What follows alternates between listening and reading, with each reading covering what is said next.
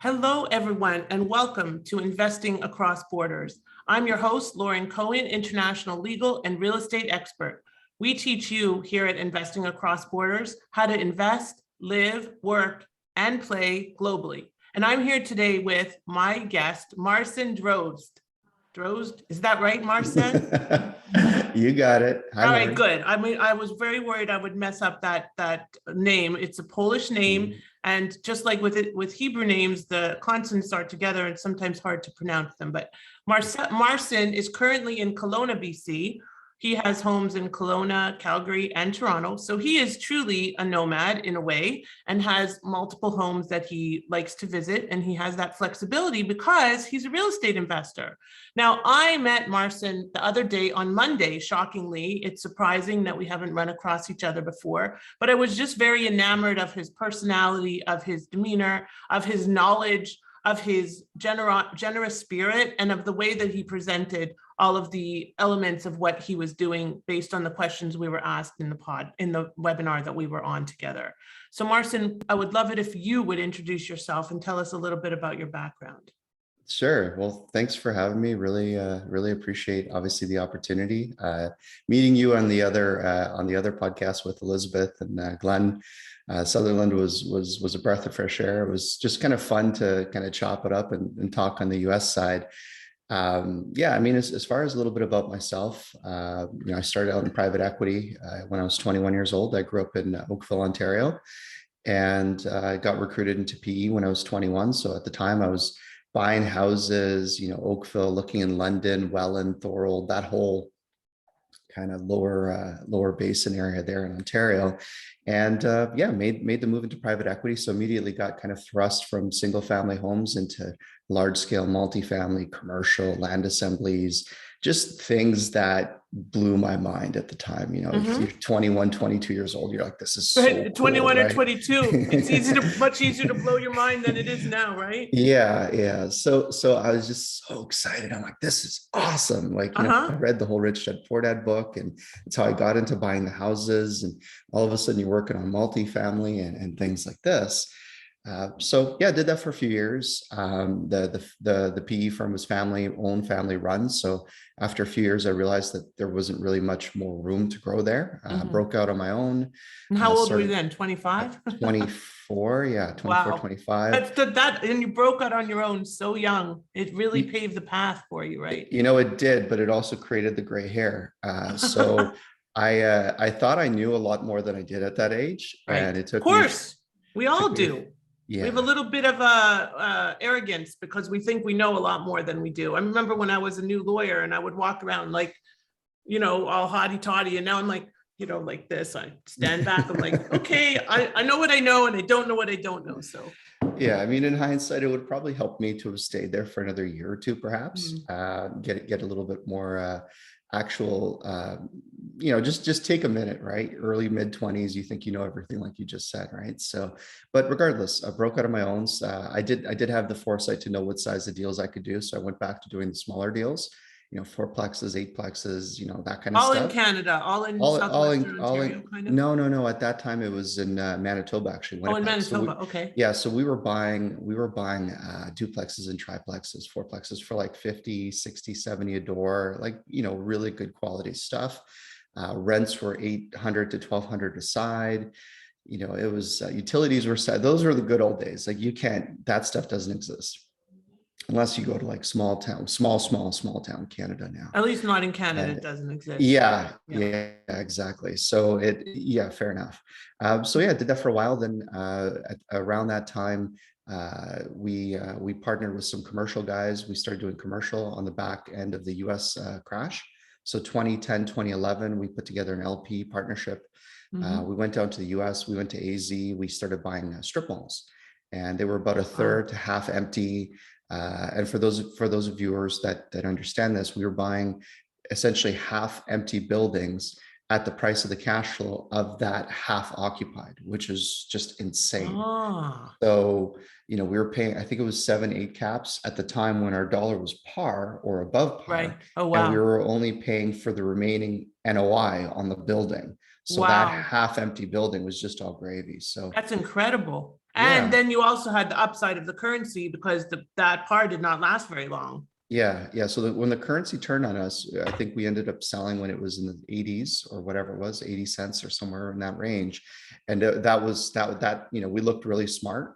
But it was just good timing, right Yeah. place, right time. Then we looked kind of dumb because at the same time, we also bought in Alberta. So right around the time that things were looking really good getting out of the US, Alberta started taking a crash because Right.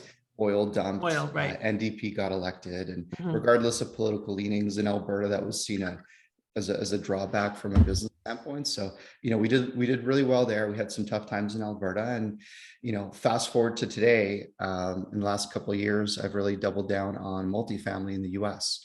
And to me, A great that's just area. been, I yeah. mean, multifamily, being with EXP Commercial, multifamily is the most in demand industry area for sure in the commercial sector in the US. Everybody wants a piece of it, including a lot of my clients. Yeah, what's interesting about multifamily is that there's always this massive flight to perceived security when the market becomes volatile, and you always need a place to live. And we got into it pre-COVID, so there was no way to even have predicted the implications of COVID and the whole work from home thing and the loss of confidence in offices and all this stuff. But to me, it was always one of those things that people are always going to need a safe, clean and affordable place to live in places where there's jobs. And at the end of the day, if you can buy stuff for less than it costs to build, often less than half, then to me, that just seems like a no-brainer. And, now with COVID in mind, it's just so much more, important. Yeah, for sure. I mean, COVID has changed so much. Being in South Florida, the market here, I've never seen a market like this. Like, it's insane. I'm not in the production side, but my boyfriend is, and we are trying to find a property for somebody that you would know.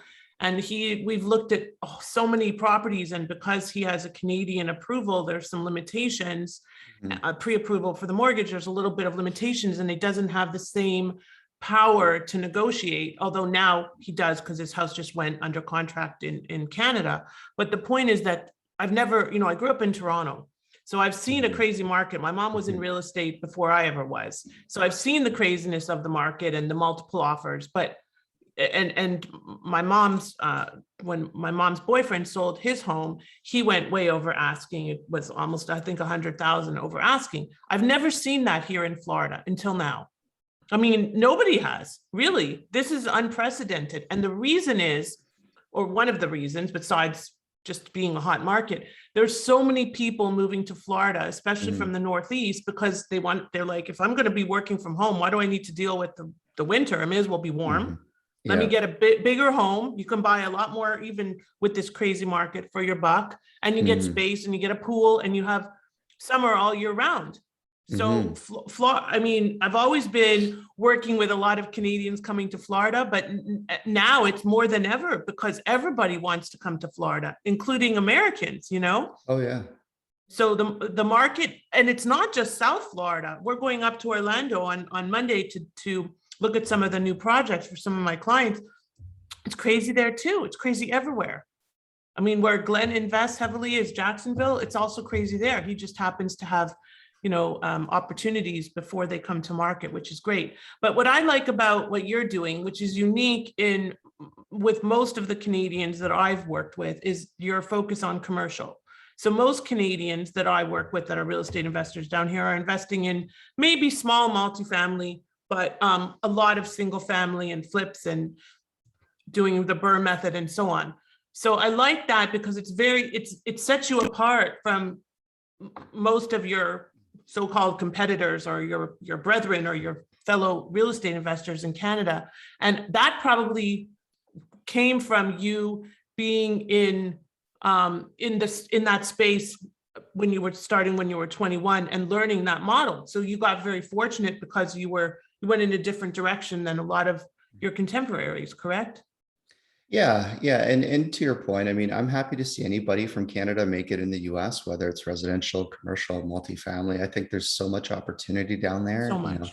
Us as Canadians would be foolish to neglect that, because again, you look at the price per home and, the median average house in Canada, and again, this is a gross kind of bundling of everybody, but it's literally almost $800,000. In the US, it's less than half of that. Yep. And that includes all the major markets, whether it's Boise, Idaho, all the way to New York, to like, it's just like, it's literally less than half. So the economics are just so beautiful down there that, whether you're buying houses or multifamily or whatever it is, yeah, I think everybody, should have some exposure to it.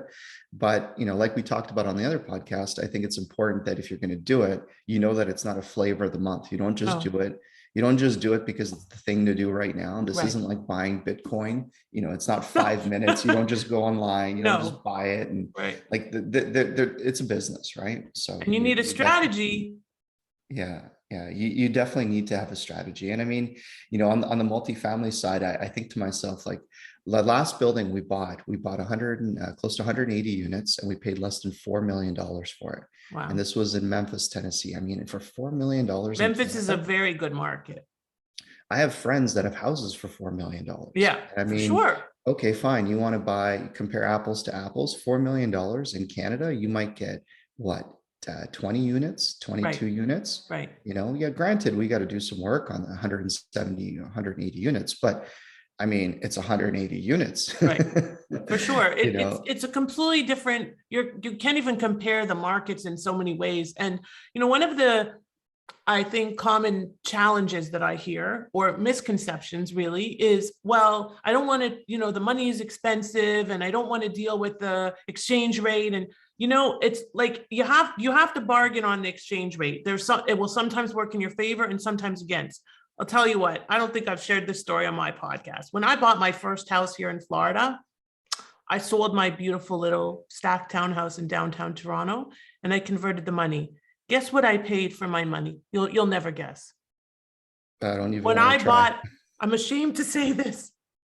When I bought my first US house, it was actually my second, but that's another story because I had previously purchased a house with my ex-husband. But anyway, when I bought my first US house and sold that property, I paid over 50 cents on the dollar.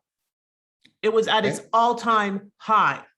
Okay. Kind of like when I first went into the stock market and I was working for Citigroup and I decided to go into the stock market the day of the merger, not before. So I haven't always made the best financial decisions, but I'm okay. But anyway, the point is that you have to bargain with that, and you can't let things like that deter you from making the investment. What should deter you is not having the proper structure. What should deter you is not having the proper guides. What should deter you is just running, like Marcin is saying, and saying, okay, I see an opportunity, let me just buy it. Because if you don't have that structure and the strategy in place, something's going to happen. You're going to be hit with double taxes. You're going to be hit with legal liability. You're going to have a challenge closing. You're not going to get financing, and the list goes on. So, I'm sure you have an amazing team that you've put together. How many people are now scouting for you for opportunities? Oh, a fair bit. I mean, there's the people that say they're doing it, and there's the people that are actually doing it. That's two different stories. I mean, almost every week I have someone new show up and tell me they're going to go find me deals. Typically, a lot of those people kind of fizzle out because they have the shiny syndrome where they think they see everything, and they just spin themselves in a circle. But I'd have to say probably about a dozen or so people that are consistently, bringing opportunities, at least half packaged, or at least at a point where we can have a meaningful discussion. So, and some of those people I've done deals with before. A lot of them I'm hoping to do a deal with at some point. But, it's interesting what you say about having your structure correct. I mean, look, timing the markets is I'm like you. I've had a hard trying to time the market is something that, even if you get it right, I wouldn't take credit for it because it's only a matter of time before you get it horribly wrong. But I mean, look, the exchange rate is one thing. And if you're thinking about it long term, you got to revert back to the medium, right? So what is the historic interest rates? What are the historic, exchange rates? How far off the median are you? And that's really a good place to start your risk assessment. Now, when you did it, if it was close to 50 cents, you were probably looking at it when the median was probably close to, the mid 50s, low 60s. So you weren't that far off. You know, today I think we're bouncing 70, 80 cents kind Right. of in that range. And again, you can't, this is why I said earlier, you can't look at this as the flavor of the month. Like if No. you're going there, like our intention on any of the assets we buy is we're looking long-term hold. Long-term. We're looking long-term hold. You know, These we're are not thinking, flipping. You're not flipping. no, we're not flipping. Flipping as Canadians in the US, I mean, I'm sure there's some strategies around how to mitigate that, but it's an extremely heavy workload for a Canadian, let alone an American, to make money in the US flipping as a Canadian. So for us, I mean, any building we buy it with the intention of operating it long term and just refine it. It's like a big burr, essentially, right? Big burr. You know, it's a big burr. It's Right. the, you know, it's the BBRR, Right. you know, like it's a big burr. You can Like have I've never heard that before, but I like it. The big burr. yeah, like Or the it's burr a burr. squared or something like Burr that. squared. There Yeah, you go. I like that. So you got to have that mindset, right? And look, if someone comes along and offers to write you a check, that is, I mean, everything is for sale for the right amount of money. Exactly. So, you know, if someone comes along and offers you, you know, a value on a building that you're like, really? Okay, then, you know, you make a decision, but ultimately, you know, the goal is to be a long-term player. So when you first started in this and you were buying those strip malls at a discount, was that also a long-term play, or was that more of, you know, get in, fix, sell quick? So that could have gone either way. The challenge, not the challenge, the opportunity I think we were trying to capitalize on was because the dollar was so high against the historic median you know, Sure. rate. I think it made so much more sense just to get out because you could pick up a heck of a spread just Yeah. on the, like, even if we just took the money, you know, whatever amount of money went into those, like the average building was $2 million.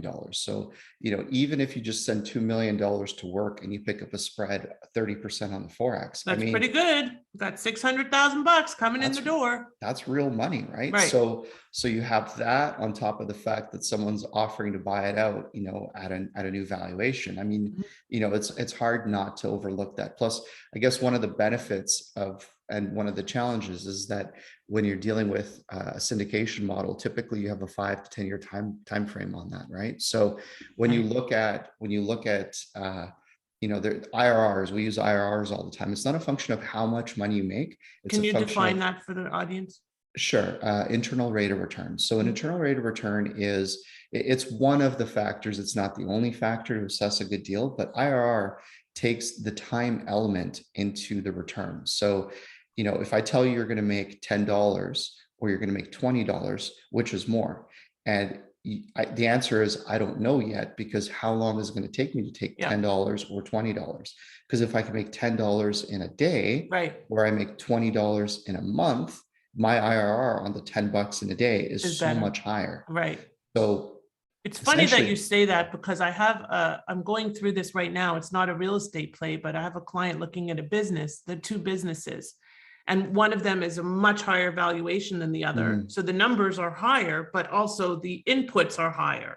So it's kind of like when you're comparing apples to oranges versus apples to apples, and $10 in one day could be a lot more than $20 over 7, obviously, because you do have it's an economy of scale thing and everything. And a lot of people fail to realize that. They're just looking for the quick, how do I get that buck? Yeah, well, in an operating company, so some of the portfolio companies that I've looked at before that are operating businesses, not real estate based, they use a different measurement to sort of calibrate what you just said. It's called GMROI, gross margin return on investment. And essentially, it's the amount of times you can turn over inventory multiplied by the margin, and how many times you can turn over that widget to make that margin in that same time frame, right? So that's what retailers use. But the premise is the same, is how it's not a function of how much money you make, but how quickly you can make it against how many resources you've tied up against that acquisition. Right. So, you know, I guess it's also the same like in what I do, you know, because what I do is package everything in one neat little package and say to client, all right, you want a visa? All right, you want to invest in real estate? All right, you want a structure? Come to me, I'm going to package it all together. Might cost you a few more dollars, but you're not going to have that spend that time and effort finding all of these professionals and figuring out if they're going to work for you. And that takes time and money, and it's the cost of money, right? That's the cost of time, and people don't factor that in often. They have a lot of time on their hands. Knock yourself out, but if you're busy real estate investors, you want to work with somebody that gets it and understands how to move you through the process quickly, which is actually what prompted me, as I mentioned the other day, to create the 10 steps to immigrate to real estate, because my colleague here, a friend of mine, he's from Ottawa originally, and I met him through Little League, and he said, my friends, he's very high end, has done very well, did a tech play and everything. And he said, my friends don't want to know about the details. They just want you to take them from A to Z and get them through the whole process. And they don't want to think. They want to sign a check and say, here you go. And that's it. And so, you have to, it's different strokes for different folks. But I think that people that are coming and working with you are coming and working with you because you're taking them through that process, right? And I assume you take in investors as well. Yeah, we have it depends on the deal, but yeah, oftentimes, I have my set group of friends and people I know that always just say, hey, what are you doing? What are you working on? I got, 100 grand, $1 million, whatever it is. But yeah, sometimes we do work with accredited investors. That's typically the only people we work with, just because it's, saves a lot of hassle. It saves a lot of hassle. You're working with people that are typically professionals. They understand business. They understand the business, and that's really helpful. But it's as you were talking about the package, it reminded me of a female entrepreneur friend of mine. She always says, "Look, I don't want the pregnancy. I just want the baby." Right. Or they want the grandchildren without the kids. Yeah, actually, that's my mom. Your mom, see, yeah, she got now she's getting to that point almost. November, it's her turn. Well, Marcin, it's been an absolute pleasure getting to know you. Tell me what you would share with our listeners that are interested in investing across borders and learning more about how to potentially work with you or learn about what you're doing. I know you have a podcast. Hopefully I'll be a guest on there. Would love to learn about that, but tell us how to reach you and so on and so forth. Sure. Yeah. My website is marcindrozdz.com. So I'm sure we'll have that kind of in your show notes. We will share that in the show notes. Yes. Yeah. And that's the easiest way to find me. As far as, people that do want to explore the US, the first question, and we talked about this on the last podcast, was you have to identify whether you want to be an active investor or a passive investor. 100%. Now, either or, you need someone like Lauren on your team just to help make sure that you've got the, your ducks in a row lined up. But if you want to be and if you want to be passive, you need to find a group like ours or other groups out there. There's other syndication groups out there that you can, be comfortable with, understand how to get exposure to, and figure out how to become a passive investor. Now, in our case, when we do things, we make sure we keep our Canadian investors on the Canadian side. They don't have US filings.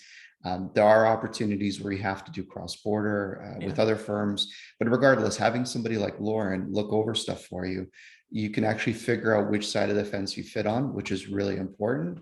And I think the best thing for somebody who is active, so not passive, is really understanding how to build out that team and understanding how to marshal the capital together to be able to do deals. Because if you want to need capital, because you're gonna lose deals if you don't have access to capital. And a lot of people fail to realize that. They find the deal and then they look for the capital, and you're gonna lose the deal, especially now. Nobody is waiting on capital.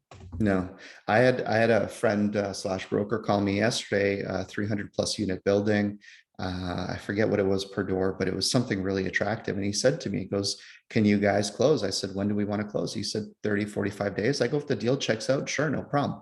Just having that confidence that we can close will immediately get me in that deal, in that room, in that conversation. Sure. Otherwise, there's nothing to talk about. So I'm not saying you need to start at that level. If you're buying houses, great. Make sure you have your 100, 200, 500 grand ready.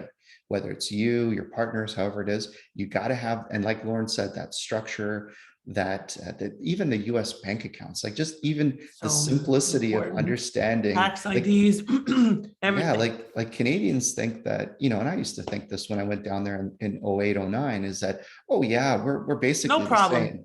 Yeah, no, we're not the same. You might as well be from Spain or That's from true. Brazil. They don't And care. people don't think that, oh, you're Canadian, it was easy for you. No, it's the No. same process. The only Yeah, difference is usually it's easier to drive across the border. Not today, usually. but usually. So, Yeah, yeah, yeah. So that would be my best advice. I mean, you know, if you're looking to passively be involved, find people like Lauren for your team, find people like us to help you assess risk and figure out what deals make sense. And if you want to be active, you still need somebody like Lauren, and then you need to really understand the deal side. And you know that comes with its own, you know, level of work, and that's typically why people don't do it. But you know, it's there. well, I thank you very much for your time. I wish you luck with the impending birth of your child. So you'll have to let me know. If mine is November 4th, you're due on the 10th, so we're pretty close. Yeah. And we'll see if he has as much of a personality as my 10-year-old, who will be 11 on November 10th.